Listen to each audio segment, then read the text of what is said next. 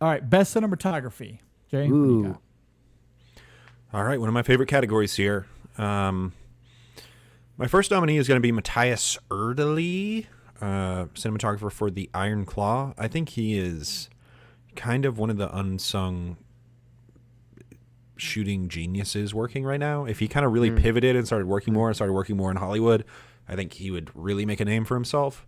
But his work with Durkin is spectacular. Eric Messerschmidt with The Killer. David Fincher is going to work you to the bone. And he worked Messerschmidt to the bone. And he continues to be probably the best shooter of digital cinematography working right now. I have Rodrigo Prieto for The Killers of the Flower Moon.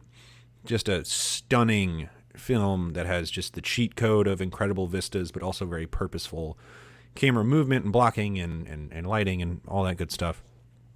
I also have Maria van Haswolf for Godland, which again is very much working with a cheat code of on location in the middle of some of the most beautiful places you've ever seen on Earth. Sure. But also the cinematography is kind of part of the themes of the film. Yeah, it's crucial to that film working. Very crucial to the storytelling. And my final nominee and my winner, I assume we're going to continue to talk about Oppenheimer as the evening goes on, but my winner is Hoyt van Hoytma for Oppenheimer, who just had all the resources in the world, again, all the incredible shooting locations. And if you ask me right now, Hoyt van Hoytma is the greatest cinematographer on the face of the earth.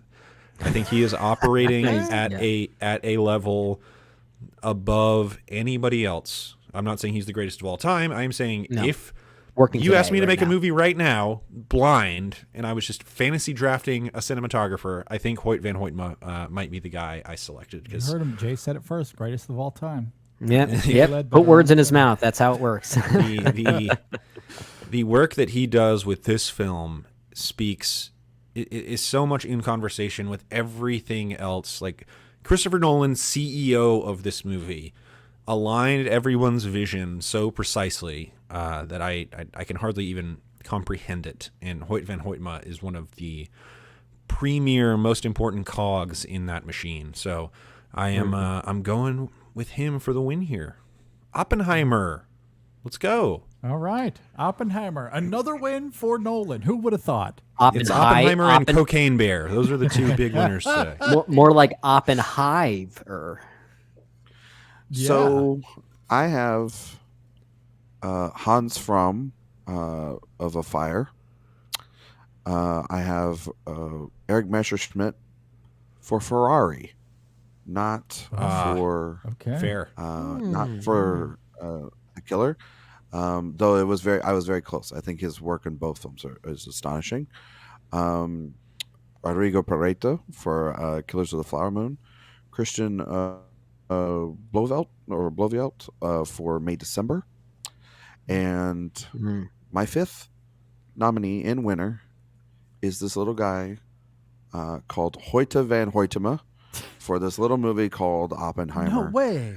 I can't believe it. I mean, what, this guy just like coming around here, and I don't do this a lot here at the InSession Film Awards, but we did a recount from last year, and I mistakenly should not have given All Quiet on the Western Front the cinematography award because Nope existed, and I've thought about Nope pretty much like every week ever since those awards. And I think Nope would be my number 2 or 3 movie of last year in hindsight. That movie is spectacular. It is, and I think that movie was just the springboard to then the work here. And I think over these last 2 films, I think that he is the undisputed champion of cinematography right now. If I had to say who is my favorite, if I had to say maybe if it was with not a big director, maybe it was just with somebody small, though he's working with like Christopher Nolan, Jordan Peele, who, I mean, like that's not bad company to work with.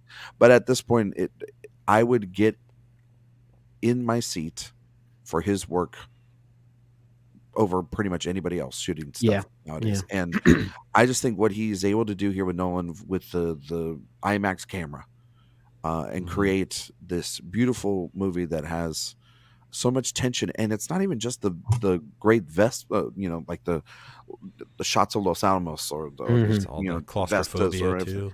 Yeah, it's all the claustrophobia in the third act in that small shack of a office that creates this fluorescently lit office. Yeah, and in congressional hearings and in backdoor, offices and stuff. So he's able to just sometimes, some people say, "Oh, it's the best," you know what I mean? And it's not usually the case. In this, I think it's a lot of cinematography, and he's using every trick of the trade to make an all-time epic film. But it's also limited cinematography as well. Yeah. Like the black and white sequences, especially from Strauss's perspective, like there's a simplicity to them that really does work in conjunction with the bigness of the movie. Yes.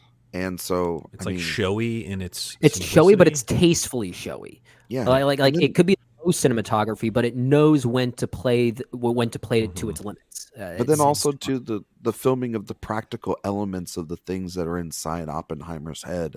Yeah. Before, during his Oxford days. I mean, like that feels like a sci-fi movie. It does. Really, it feels. Yeah, those parts rock.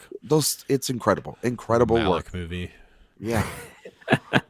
Yeah, it is very ethereal in that regard. Yeah, it's very Malikian. We talked about that. Hoyt van Hoytma doing some good things there. He's a nominee for me alongside Rodrigo Prieto for Killers of the Flower Moon. I have a few different ones here as far as my other nominees. I've got Ruben Impens for The Eight Mountains.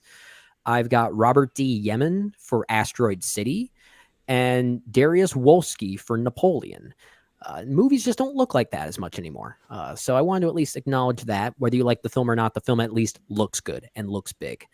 Hoyt van Hoytma. I want to shake your hand, dude. I just want to shake your hand. That's all. I want to shake your hand. A movie is doing something right when you sit there in the theater and think, how did I didn't know you could actually do that with a camera. I didn't know you could do that. And I had that reaction at least 500 times watching Oppenheimer. So it's incredible work. I'll just leave it at that. I'm sure we'll talk about it more. I will say I had that same sensation several times in Killers of the Flower Moon as well. Those were the two for me.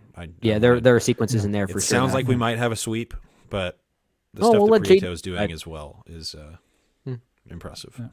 My winner for best cinematography is Saltburn. I bet you didn't see that coming. What a twist. Okay, so love that overhead tub shot. My nominees for best cinematography: Rodrigo Prieto, Killers of the Flower Moon; Hoyt van Hoytma, Oppenheimer; Lucas Zal for The Zone of Interest; Maria van Hoswolf, one of my discoveries of the year, is a nominee for best cinematography as well. And Robert Yeoman for Asteroid City. Those are my 5 nominees. We'll have to make it 4 for 4, gentlemen. There it is. There it is. We got it. I mean, I don't know what else to add. You guys articulated it beautifully. We call that a megaton. The whole film is shot exquisitely, but I might nominate him and give him this win simply for that gymnasium speech sequence we talked about last week, which is the scene of the year for both Brennan and I.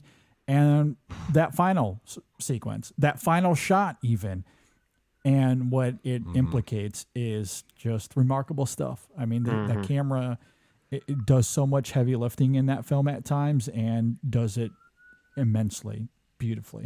Yeah. I love it. So, and then there's the whole black and white of it all, as you talked about, Brennan. So good stuff. Oppenheimer. Man, what a movie. Turns out. What a movie. It does Last things. time that'll get talked about. It does things. Yeah.